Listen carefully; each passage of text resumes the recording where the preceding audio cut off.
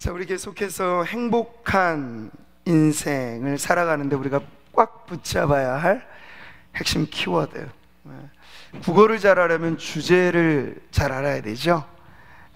인생을 잘 살려면 주제를 잘 파악해야 됩니다.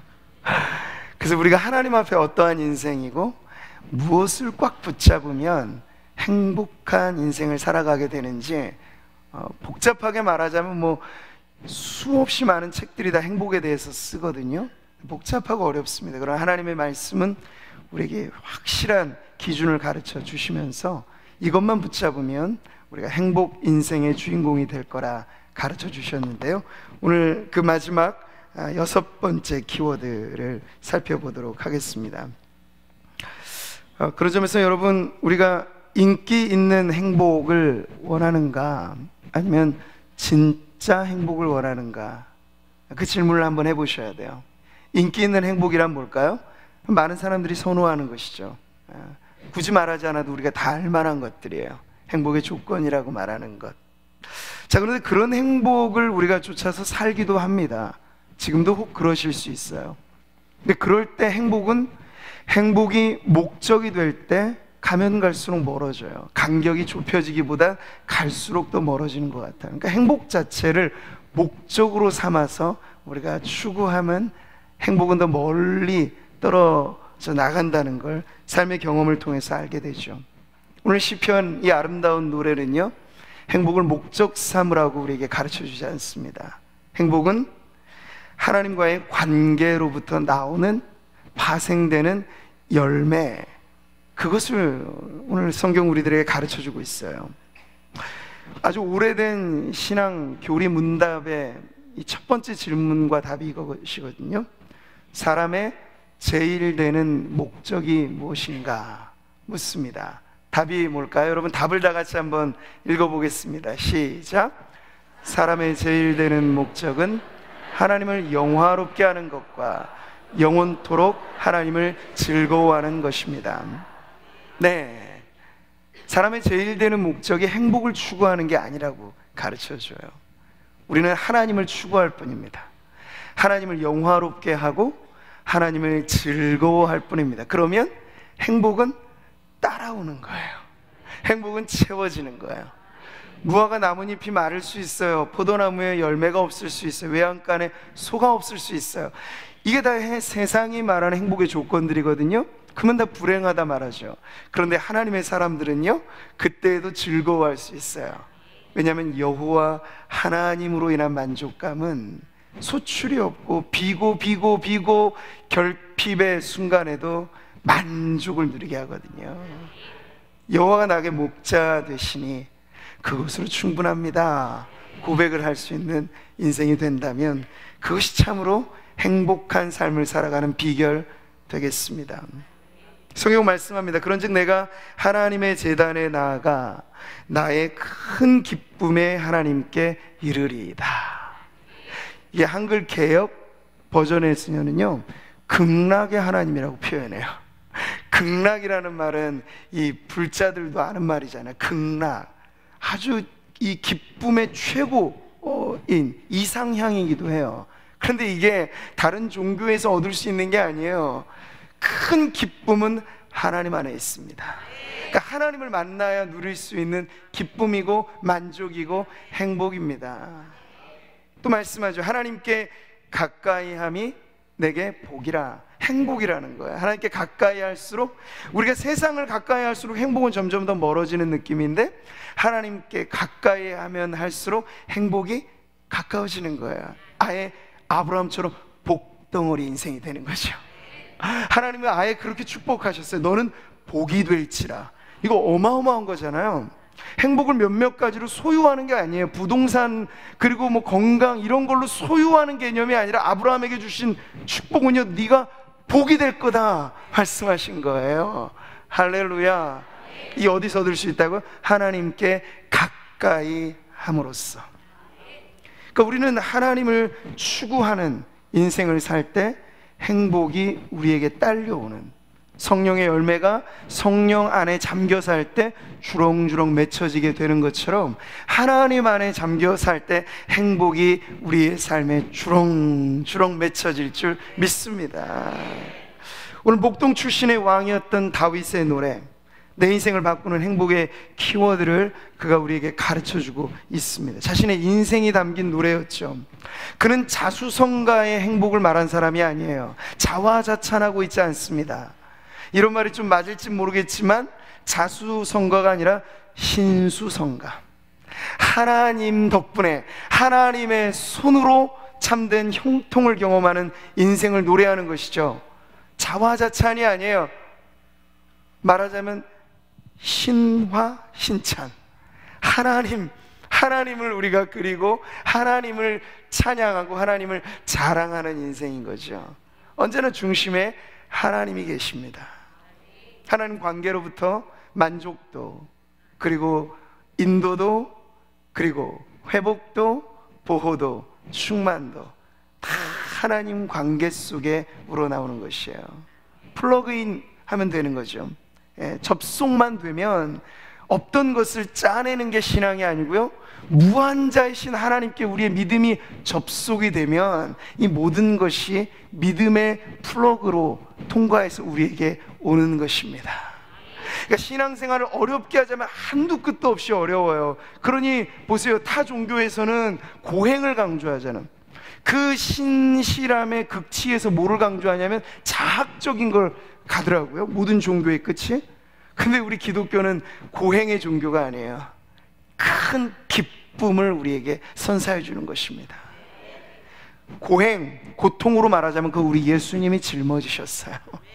그리고 너는 나를 믿으면 내가 너에게 새 생명을 주시겠다고 약속하셨습니다. 십자가에 달리신 예수 그리스도에게 접속되는 믿음을 가지면 우리는 부활의 능력을 경험하는 은혜를 받게 될 줄 믿습니다. 그래서 우리가 이 행복을 말할 때 우리는 하나로, 이것도 너무 어렵다, 6가지가 너무 헷갈린다 하시면 하나만 기억하시면 돼요. Jesus all, 예수님이면 전부다 라고 말하시면 돼요. 예수님이 전부입니다. 따라해 보시겠어요? 예수님이 전부입니다. 아멘. 우리의 인생이 텅 비어 있을지라도 예수님이 계시면 그게 모든 것이 됩니다. 모든 것이 됩니다. 반대로 저 영어로 표시해놨죠. Jesus all, 예수님에게 어떤 것도 안 더하고 순수 복음을 가지고 있으면 우리가 모든 것을 소유한 거예요. 반대로 모든 것이 있을지라도 거기서 예수님이 빠져버리면 뭐죠? 아무것도 아니에요. 아무것도 아니에요. 빈 털털이 인생이 되는 거예요. 빈 깡통을 차는 거예요, 영적으로 말하자면. 그러니 우리에게 만약 행복을 단 하나로 정리하자면 예수님이 우리의 행복입니다. 할렐루야. 그러니까 여러분, 신상품의 이 세상은 다 이렇게 현혹되잖아요. 그러나 신상품의 유통기한은 언제나 짧습니다. 새 상품이 또 나오거든요. 그러니까 절대 생산자들은 한 상품이 베스트셀러가 되기를 바라지만 장기적으로 베스트셀러가 되기를 바라지는 않아요. 새로운 상품을 계속 만들어내야 되고 더 고가의, 더 화려한 이런 것들을 만들어내야 되니까 빨리 잊혀지기를 바라는 거죠. 그렇기 때문에 소유에 기댄 행복은 유통기한이 역시 짧을 수밖에 없어요. 새로운 집에 들어가서 그 새로운 행복은 일주일 지나면 헌집이 됩니다. 남자들은 돈 벌어서 새 차 사고 막 이런 것에 어떤 취미가 있고 행복을 맛보려고 하잖아요. 사흘 지나보세요, 그거 헌차돼요. 팔려고 하면 새 차값 못 받습니다. 이게 세상의 원리죠. 젊은이들은 뭐 스마트폰에 열광을 하면서 좋은 신상 나오면 빨리 막 줄 서서 밤새서 막 사잖아요. 그걸 인증샷 올리고, 그건 뭐예요? 몇 시간 쓰다 보면 헌상품 되는 거예요. 이게 이 세상이 유통기한이 너무너무 짧은 행복을 우리들에게 선사해주는 것밖에 안 되는 것이죠. 단 하루를 살아도 우리는 하루살이는 아닙니다. 단 하루를 살아도 우리는 불멸의 존재로 이 땅을 살아가는 것이죠. 전도서에서 말합니다. 사람들에게는 영원을 사모하는 마음을 주셨다고요. 하나님께서 DNA처럼 우리에게 코드화시켜서 심어놓으신 것이 있어요. 예수를 믿는 사람뿐 아니라 믿지 않는 사람도 보세요. 모든 종교의 발생 자체는 이 세상이 끝이 아닐 것이라고 하는 감각, 그게 종교의 씨앗이라고 말하거든요. 그것이 있기 때문에 사람들은 내세관이라고 하는 걸 희미하게나마 갖고 있습니다. 이 세상이 전부가 아닐 것이라고 하는, 그러니까 하나님이 심어놓으신 씨앗이에요. 영원히 있다, 인생은 불멸의 존재다, 절대로 유물론자들이 말하는 것처럼 물질로 형성돼서 죽으면 끝나버리고 마는 그런 존재가 아니고, 죽음이란 우리의 육신과 영혼의 작별이고 우리의 영혼이 하나님의 심판대 앞에 서는 날이 있을 것이다. 이게 성경이 우리들에게 가르쳐주는 불멸의 존재로서의 우리의 인생입니다. 근데 두 종류의 영혼이 있는 거예요, 여러분. 소멸은 없고 두 종류의 영혼이 있는 거예요. 하나는 천국에서 영원히, 또 하나는 뭘까요? 지옥에서 영원히. 여러분, 죽음이 끝이라고 하면 그냥 한 인생 그냥 멋들어지게 한번 살고 가도 나쁘지 않을 것 같아요. 제가 한 말이 아니라 바울도 그렇게 말을 했어요. 부활이 없고 이 세상이 끝이면 뭐하러 힘들게 신앙생활을 하자고 말하겠는가, 그냥 잘 살아보세, 막 살아보세, 즐겨보세, 이렇게 말할 거라고 자기도. 근데 이 세상이 끝이 아니기 때문에, 부활은 엄연한 현실이기 때문에 그럴 수 없다는 거죠. 이 세상을 막 살 수 없다는 거죠. 마음대로 살 수 없다는 거예요. 영원히 있기 때문에. 자, 내 인생을 바꾸는, 이건 존재적인 변화가 우리에게 필요하다는 이야기입니다. 그래야지 행복의 절대 조건이 충족되는 거야. 우리가 예수님 안에, 주님이 내 안에. 존재적인 변화는 그렇게 일어나는 거죠. 그리스도 안에 있으면 새로운 피조물, 이전 건 다 지나갔으니 보라 새 것이 되었더라. 날마다 주 안에서 새로움을 말씀하시는 거죠. 그럴 때 우리는 시들지 않는 행복을 누릴 수 있습니다. 어느 기간 동안에 평생토록.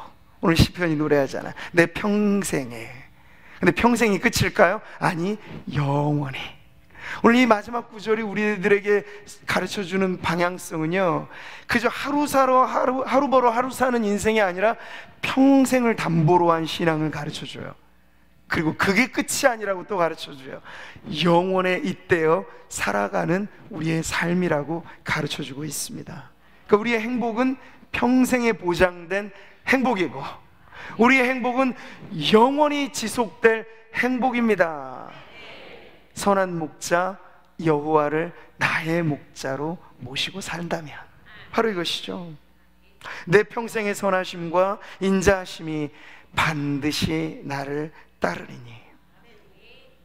우리 아까도 에베네셀의 하나님을 찬양했죠. 지나온 날을 우리가 돌아볼 때 늘 감사하신 하나님, 에베네셀 하나님 찬양합니다. 지나온 우리의 인생길에는 구렁도 있었고 사망의 음침한 골짜기도 있었고 길 잃고 방황했던 때도 있었습니다. 실패와 좌절도 있었습니다. 그런데 그 모든 인생의 구간마다 주님이 우리를 떠나신 적은 한 번도 없으셨습니다. 그걸 고백하는 게 에베네셀의 하나님이셔.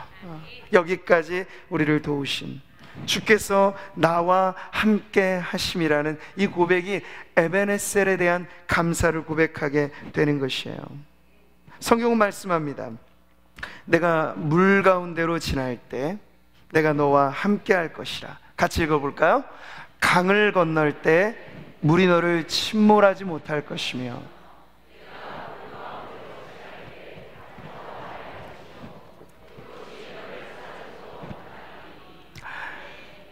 그러니까 우리의 인생의 여정에 이런 순간들이 다 있었다는 거예요. 물에 빠져보신 분들은 그 경험을 알죠. 정말 저도 물에 빠져서 죽다가 살아나 본 경험이 있거든요. 정말 죽기 직전에 확 이 바닥에서 딛고 일어나가지고 간신히 살아났어요. 구조됐어요. 그래서 오늘 저기서 설교하고 있는 거예요. 근데 그 답답한 짧은 순간인데 정말 물속에 빠진다는 게 어떤 느낌인지 알겠더라고요. 그 답답함은 이루 말할 수가 없어요. 근데 물 가운데 지날 때의 경험이란 바로 그런 거죠. 답답한, 도무지 해결책이 안 보이는 답답한. 또 불에 대어 본 경험들이 있으실 거예요. 크게든 작든 얼마나 타들어가는 고통, 극도의 화상보다 더한 고통이 없대잖아요.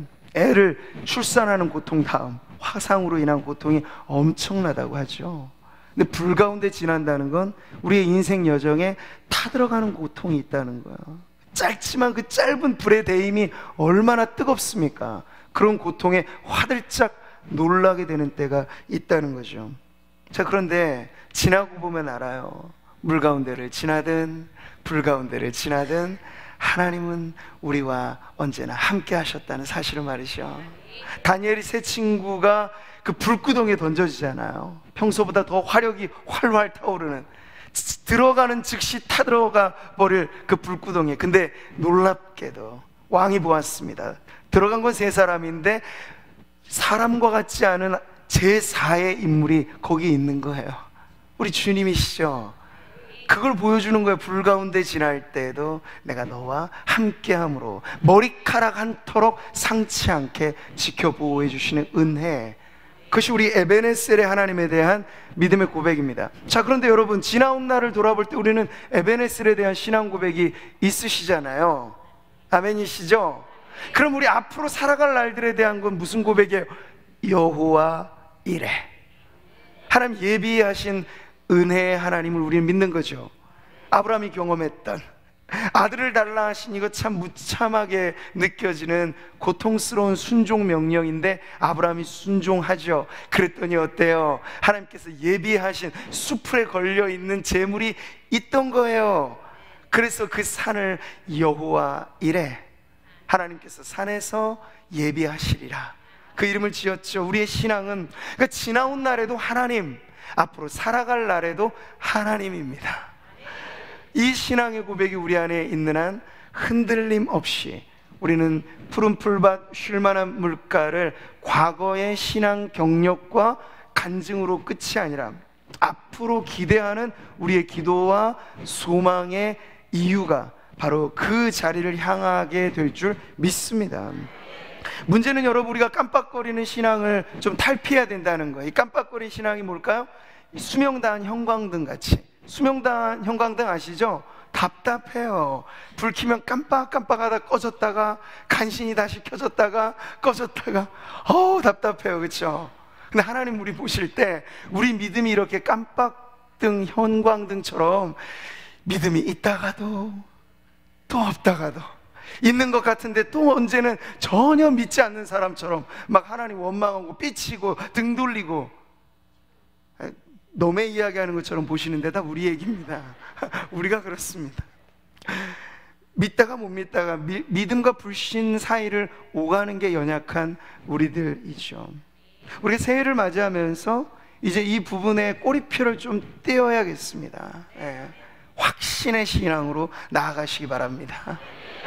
오늘을 기점으로 지금까지 살아온 날 주님이 책임져 주셨다 확신한다면 앞으로 살아갈 날도 주님이 책임져 주실 겁니다. 그 믿음을 붙잡으세요. 내 평생의 선하심과 인자하심이 반드시 나를 따르리니. 꽉꽉 눌러 써서 기록한 거예요. 다윗이 자신의 인생을 담아서 반드시 나를 따르리라고요. 하루 이틀이 아니에요. 평생토록 하나님 우리와 함께 하십니다. 이거 누가 하신 말씀이에요? 세상의 모든 하늘과 땅의 권세를 거머쥐신 분이 이렇게 말씀하셨다고요. 볼지어다 세상 끝날까지 내가 너희와 항상 함께 있으리라. 임마누엘, 임마누엘, 임마누엘 뜻 아시죠? God with us, 우리와 함께 하시는 하나님. 세상 끝날까지, 우리의 목숨 다하는 날까지, 주님 다시 오시는 그날까지 이 약속은 변함없이 이루어지는 약속입니다. 이스라엘의 자존자는 거짓이나 변개함이 없으시니 그는 사람이 아니심으로 결코 변개하지 아니하심이라. 그러니까 하나님은 수없이 많은 말씀에 이런 것들을 새겨놓으셨어요. 난 절대 거짓말 안 한다. 내가 뭐 할 게 없어서 거짓말하니. 난 변개함이 없어. 회전하는 그림자도 없으신 분이세요. 우리 하나님 정직한 분이세요. 우리 하나님은 완전한 분이세요. 말씀에 토시 하나 빠짐없이 이루시는 분이세요. 때가 되어 처녀의 몸에 아들이 낳으리라 구약의 모든 약속이 이루어졌잖아요. 그처럼 우리에게 남아있는 그 위대한 약속 하나를 두고 우리는 기도하고 있습니다. 내가 다시 오리라, 장차 다시 오리라. 그 약속도 이루어질 것입니다. 그러니까 우리가 살아가는 모든 날들은 이미 이루어진 약속과 앞으로 이루어질 약속, 그 사이에 우리는 기대하시라 개봉박두의 삶을 사는 거예요. 이미 제작자는 다 만들었어요. 영화를 보면 그렇잖아요. 예고편이 나올 때는 벌써 다 만들어진 거예요. 그러니까 성경에 남아있는 약속은 예고편이라고요. 이게 안 만들어진 게 아니라 이미 다 이루어진, 하나님은 영원히 현재시니까 하나님이 지금 국리를 하고 계신 게 아니라고요. 어떻게 최후의 날을 이루게 할까? 하나님이 이미 약속에다 담아 놓으셨고, 하나님의 때가 차면 이 땅의 마지막 한 영혼, 세상 끝날까지 땅 끝까지 복음 전해져서 하나님의 백성 그 마지막 한 영혼까지 구원받는 날 이르면 주님은 약속대로 임하실 것이라고요. 우리는 믿음이 없을지라도 주는 항상 믿으시니 자기를 부인할 수 없는 하나님이 말씀하신 거예요. 확신의 신앙을 가질만 하시겠죠? 확신의 신앙, 반드시 나를 따르리라. 반드시에 여러분 악센트를 찍으세요. 꾹꾹 눌러서 맞습니다 하나님, 믿습니다 하나님. 네. 선하심과 인자하심이 반드시, 거기에 여러분의 이름을 넣으시면 돼요. 자, 선하심과 인자하심이 반드시, 각자 이름을 넣어보시죠. 선하심과 인자하심이 반드시 조준환을 따르리니. 네, 여러분의 이름이 들어가시는 걸 믿으십니까? 나를, 복수가 아니에요. 나를, 너를 아니고 나를.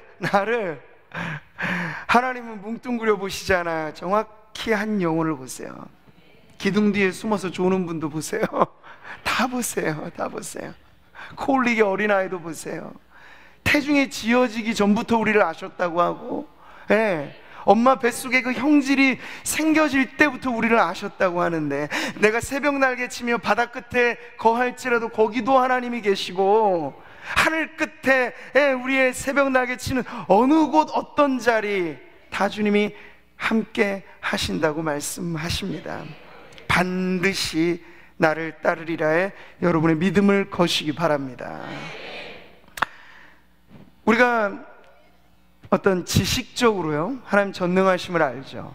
전지하시다는 걸 압니다. 믿습니다. 무소부재, 거하시지 않는 곳은 어디에도 없다. 하나님은 지금 이 자리에, 그리고 지구 반대편에, 뿐만 아니라 이 지구라고 하는 작은 별이 아니라 온 우주에 충만하세요. 하나님의 임재가 없는 곳은 어디도 없어요. 지옥은 여러분, 우리의 무속적인 신앙으로는 염라대왕이 왕이라고 생각하죠. 사탄이 왕이라고 생각하죠. 지옥의 천만의 말씀이에요. 지옥은 천국의 기준에서 보면 하나님 나라의 형무소예요. 형무소장이 누굴까요? 대장이 누굴까요? 우리 하나님이시죠. 사탄은 지옥의 불쏘시개로 형벌받은 대상이지 거기에 간수가 아니라고요. 오해하지 마세요. 그러니까 지옥의 불구덩이 속에도 하나님의 다스리심이 있다는 거예요. 어느 곳도 피할 수 없는, 모든 것을 뒤덮는, 이게 하나님의 무소부재 영원무궁입니다. 자, 그런데 이것을 우리가 안다 해도 오늘 성경이 마지막 우리에게 행복의 키워드로 가르쳐주는 이 영원함 속에 하나님의 선함에 대한 믿음이 없으면 그름의 떡이죠. 전능하신 하나님이 나랑 무슨 상관이 있어서 나를 그 능력으로 도와주시겠다는 말씀이에요? 전지하신 하나님이 나랑 무슨 관계가 있어서 나의 어려운 형편을 아신다는 거예요? 선하심 때문에, 하나님이 좋으신 분이기 때문에 나를 그렇게 품어주신다는 거죠. 그러니까 하나님의 능력만 알면 안 돼요. 그 능력의 하나님이 선하신 분이다 하는 믿음까지 우리에게 있을 때 이건 정말 천하무적이죠. 선하신 하나님이 또한 능력자이시고 전능하신 하나님이 또한 인자하신 분으로 지금 나를 붙잡아 주신다고 하는 믿음을 우리가 갖고 살면요, 천하가 요동쳐도 우리는 흔들리지 않는 믿음을 갖고 살아갈 줄 믿습니다. 나는 선한 목자라. 선한 목자는 양들을 위하여 목숨을 버리거니와. 예수님 하신 말씀이에요. 그냥 목자가 아니고 선한 목자. 그냥 그런 선한 목자도 아니고 목숨까지 양들인 우리를 위해 버리시는 선한 목자. 더 줄 것이 없어요. 목숨까지 주셨으니. 아낄 것이 뭐예요? 목숨을 주셨는데, 그러니까 우리가 하나님을 너무 째째한 분으로 잘못 오해하시는 경향이 있으신데 오해하지 마시기 바랍니다. 아들을 주셨고 생명을 주셨고 전부를 주셨는데, 우리가 구하는 그 모든 것, 다시 예수님의 목숨 달라는 기도는 안 하시잖아요. 모든 걸 다 주셨는데 그 안에 속한 것 달라는 것에 하나님이 인색하실 이유는 전혀 없어요. 아들까지 주셨는데 하물며 이것을 안 주시겠습니까? 우리의 모든 기도의 전제는 아들을 주신 하나님의 선함에 기대요. 아들을 주셨으니, 하나님 제가 이게 좀 필요합니다, 이게 좀 어렵습니다, 이런 도움이 필요합니다. 오케이, 내가 들어주지. 아들을 주었는데 이것 아깝겠니? 하나님 아버지의 마음이에요. 여러분과 기도하는 자리에서 정말 쫓기듯이 다급하게 기도하시지만 말고, 우리의 마음이 믿음이 옹색해질 때, 믿음이 좀 궁해질 때 기도하면요, 믿음 없는 기도가 나와요. 그러니까 기도하는 것 같은데 푸념이 나오는 거예요. 인생 한탄이 나오는 거예요. 뭐 그것도 기도의 자리에 하시면 나중에 은혜가 되겠지만, 그래도 더 올바른 기도는 뭘까요? 믿음의 기도죠. 근데 믿음이 어디서 생기겠어요? 하나님의 선하심을 묵상하세요. 좋으신 하나님, 좋으신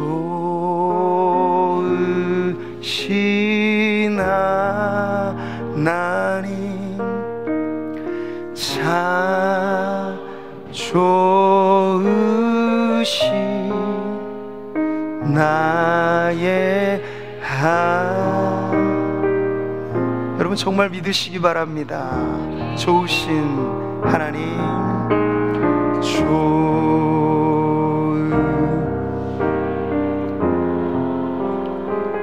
아멘.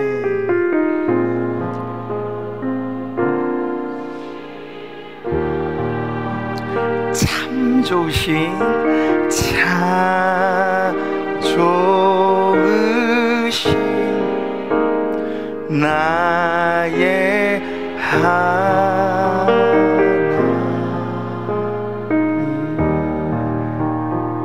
뭔가 기도할 때, 기도하기 전에 우리의 앞선 기도는 이것이에요. 주여 제게 믿음을 주옵소서. 어떤 믿음이요? 하나님의 선하심과 인자하심에 대한 믿음을 주옵소서. 내 인생의 짧은 경험으로 주님을 제한하지 말게 하옵시고, 세상 사람들에게 상처받은 마음 가지고 하나님도 나에게 이런 상처 주실까 염려하지 않는 믿음 갖고, 하나님은 좋으신 분, 참 좋으신 분, 진짜 좋으신 분, 그게 여러분에게 설득이 돼야 돼요. 동의가 돼야 돼요. 맞아, 정말 내 영혼아, 그러면 나오는 거지. 네가 어찌하여 낙심하며 내 속에서 불안하여 하는가? 너는 하나님을 바라라. 그 얼굴의 도우심을 인하여 나는 오히려 찬송하리로다. 여러분 자신에게 이러한 고백이 솟구쳐 나오게 되시기를 축복합니다. 쓴물이 아니라 단물이 나오는 거죠. 하나님 선하십니다. 좋으십니다. 인자하신 하나님, 끊을 수 없는 사랑으로 나를 붙잡고 계신 하나님, 이 하나님의 성품이 반드시 나를 따르리니. 이보다 좋을 수는 없는 거예요. 예. 세상에 부모도 때로는 천륜을 깨고 자식을 버리는 일이 있더라고요. 요즘에 각박한 세상은 부모도 흉측하게 그렇게 불효하는 자식들이 있는 시대거든요. 동기간에 살인이 일어나는 시대를 우리는 살고 있어요. 그러다 보니 우리는 어느 것 하나, 누구 하나 믿을 수 없는 불신의 세상을 살죠. 그게 익숙해진 나머지 하나님마저도 나에게 실망을 주시지 않을까 지레 겁먹고 염려하여서 하나님의 선하심을 불어 있는 우를 범하지 않기를 바랍니다. 변함없이 선하신 그 하나님이 우리에게 계심으로 우리는 주님의 인자하심이 내 생명보다 낫습니다. 노래하면서 내 입술로 주님을 찬양하는 고백이 오늘 이 밤 저와 여러분의 기도 소리에 섞여 나오기를 바랍니다. 며칠 전에도 제가 임종을 앞둔 우리 최영호 장로님 모친 되시는 권사님, 우리 교회에 소속되어 계시지는 않고요. 그런데 임종에 1시간 반 정도를 앞두고 제가 갔습니다. 가서 무슨 말씀을 임종의 예배 때 들려드렸겠어요? 여호와는 나의 목자시니. 어머니 벌써 의식은 없으세요. 이미 산소 마스크 쓰시고 호흡에 가빠지는 마지막 종착역을 향해서 가쁘게 가고 계세요. 임종을 앞둔 그 한 영혼에게 마지막 줄 수 있는 위로가 뭐겠습니까? 사망의 음침한 골짜기로 다닐지라도 해를 두려워하지 않을 것은 주께서 나와 함께 하심이라. 이제 요단강 건널 나루토에 있는 영혼에게 가장 아름다운 위로는 뭐겠어요? 내 평생의 선하심과 인자하심이 반드시 나를 따르리니 내가 여호와의 집에 영원히 살리로다.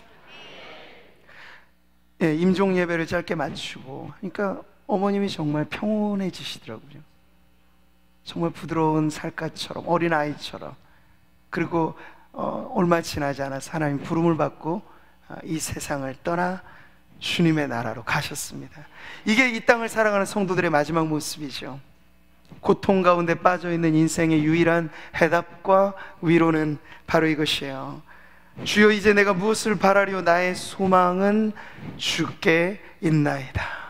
주님께만 우리 마지막 자리에 소망이 올려지게 되기를 바랍니다. 제가 앞서도 말씀드렸죠?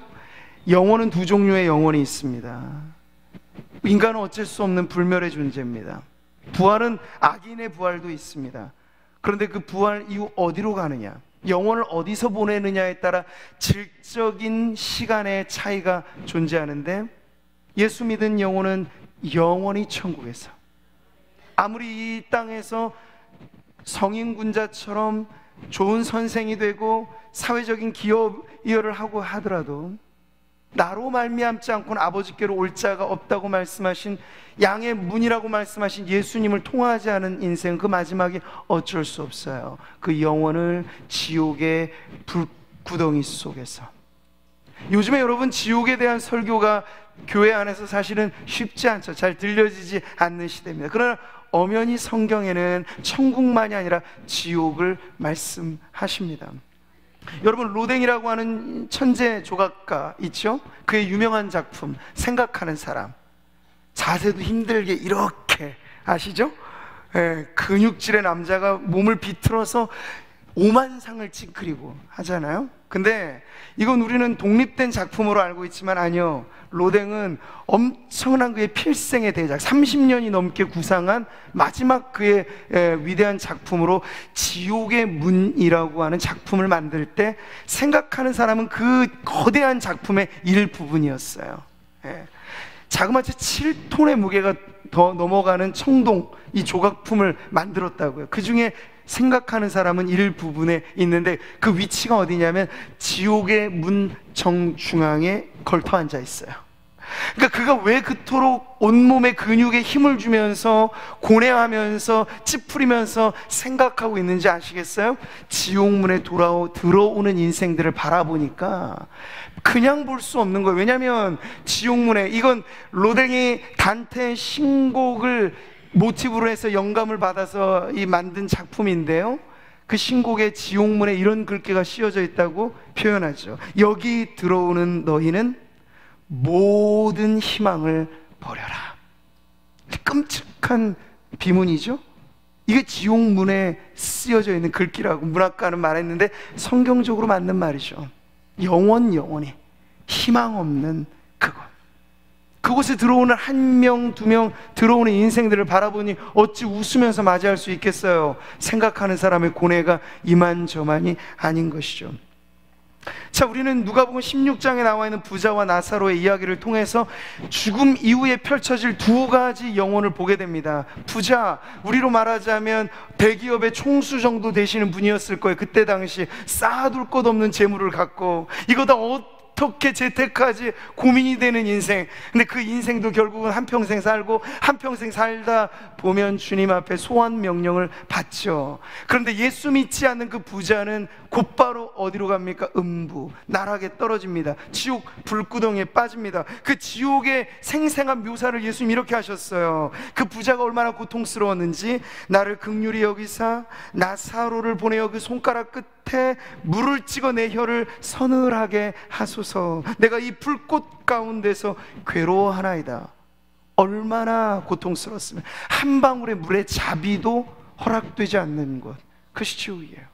예수님 말씀하셨죠. 거기에서는 구더기도 죽지 않고 불도 꺼지지 아니하느니라. 사람마다 불로써 소금 치듯함을 받으리라. 천국을 말씀하신 예수님이 줄곧 천국 복음을 전한 예수님께서 진실로 이 말씀을 하신 거야. 지옥에 관해서.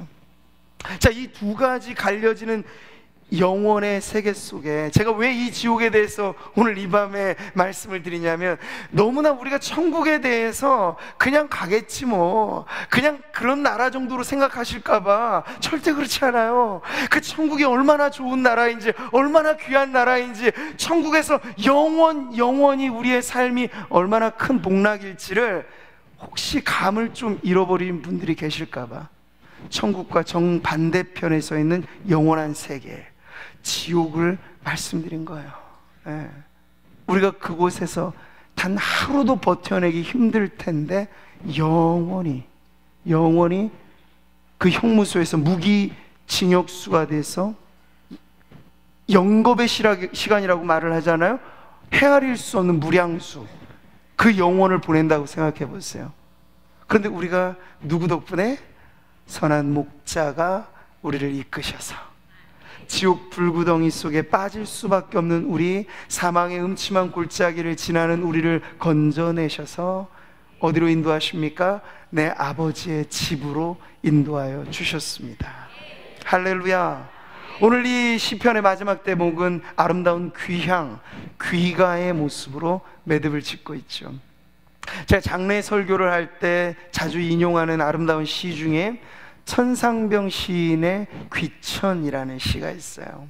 물론 천상병 시인은 그 인생 자체가 그리 행복해 보이지 않는 삶을 살다가 가셨지만, 이 시 자체는 참 아름다운 메시지가 있어서 예수 믿는 우리들에게 이 세상 작별하는 날, 장례, 임종의 그 순간이 암울한 시간이 아니라 어떠한 아름다움의 이별, 귀향의 시간인지를 이 시가 이렇게 노래합니다. 들어보세요. 나 하늘로 돌아가리라. 새벽빛 와 닿으면 쓰러지는 이슬 더불어 손에 손을 잡고 나 하늘로 돌아가리라. 노을빛 함께 단둘이서 기슭에서 놀다가 구름 손짓하면은 나 하늘로 돌아가리라. 아름다운 이 세상 소풍 끝내는 날 가서 아름다웠더라고 말하리라.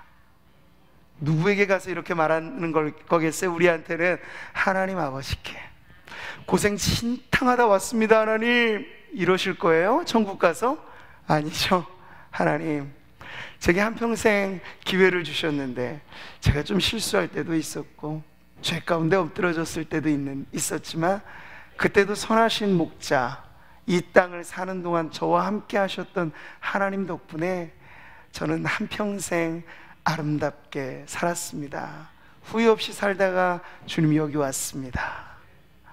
저를 받아주십시오.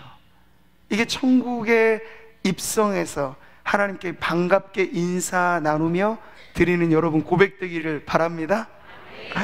인상 찌푸리며 살지 마시고, 힘들고 어려워도 아름다운 이 세상, 주님 내게 허락해 주신 이 한평생 선하신 목자 인도 따라 아버지의 집을 향하는 여정에 내 길이 아름다운 인생이 되었다고 고백하는 우리 모두가 되기를 바랍니다. 인생의 사계절 아래는 희로애락이 있게 마련입니다. 성도라고 노염과 슬픔은 제하고 기쁨과 즐거움만 있지는 않아요. 희로애락이 다 있습니다. 가을 있고 봄 있으면 여름 있고 가을도 있어요. 근데 더 중요한 사실은요, 이 또한 지나가리라.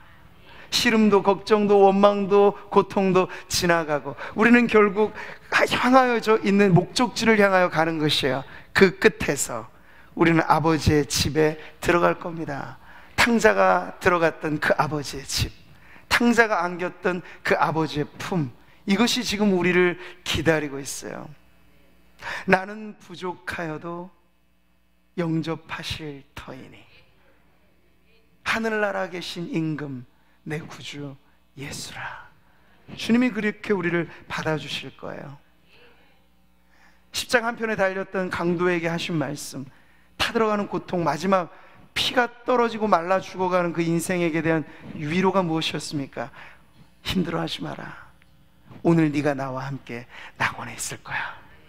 중간에 경유진 없어요. 죽으면 곧 성도에게는 영원한 아버지의 집이 기다리고 있을 겁니다. 천군 천사가 박수 치면서 성도의 입성을 환영해주는 그날이 우리 앞에 기다리고 있습니다. 여러분, 이 한평생 길어야 80, 90, 100세를 말하지만 영원에 비하면 밤의 한 경점, 영원에 비하면 우주 속의 먼지 같은 지구에 불과해요. 네, 그러니 이 사는 한평생의 삶을 어떻게 살아가야겠습니까? 이 믿음을 가지고, 이 확신을 가지고, 불행하다 말하는 이 세상의 소리에 귀 기울이지 않고 나는 행복자로다 말하면서 하나님 앞에 영광스러운 삶을 고백하는 저와 여러분 되시기를 바랍니다. 이스라엘이여, 너는 행복한 사람이로다. 여호와의 구원을 너같이 얻은 백성이 누구냐? 그는 너를 돕는 방패시오 내 영광의 칼이시로다. 이스라엘이여, 구미상목교회 성도들이여, 여러분은 행복자이십니다. 오늘 철야에 함께 나온 여러분 모두에게 이 행복이 하나 가득 하나님의 가슴에서 여러분의 가슴으로 전해지기를 축복합니다.